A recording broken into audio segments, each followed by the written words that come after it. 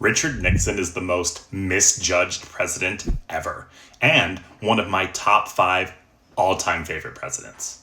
Yesterday, I toured the Richard Nixon Library in Yorba Linda, and it reminded me of something we've lost in our politics. The ability to see a whole person instead of just a headline.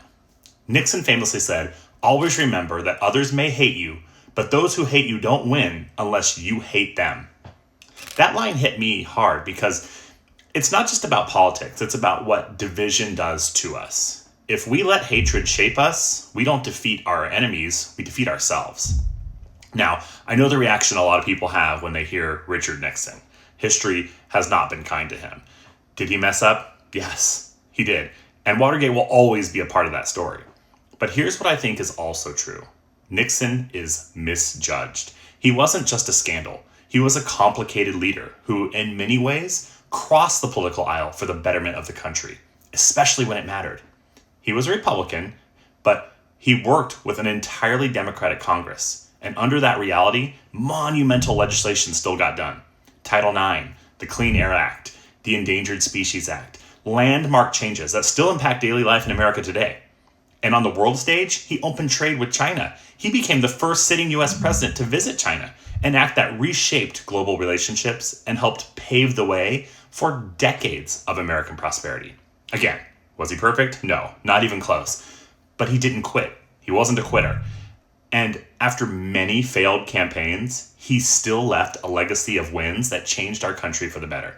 I admire Nixon, not because I excuse his failures, but because I can acknowledge them and still recognize what he did right. And honestly, that's part of why I wrote my book, Opinionated, Not Judgmental.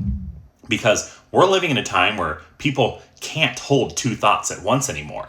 If you acknowledge one good thing about someone, people assume you're defending everything about them. And if you criticize them, people assume you hate them. That's not wisdom. That's just tribalism. I want to live differently. I want to be a person with convictions who can still be fair. I want to be honest without being hateful. I want to be able to disagree without dehumanizing. And I think that Nixon quote is a perfect reminder. If I let hatred take over, I don't win, I lose. So if you're tired of the outrage machine, if you're tired of us versus them, if you're tired of feeling like you have to pick a side and hate the other side just to prove you belong, that's exactly what Opinionated, Not Judgmental is about. My personal journey from online outrage to Christ-centered clarity and how to hold strong opinions without letting them turn into condemnation. If that resonates with you, go grab the book today. It's Opinionated,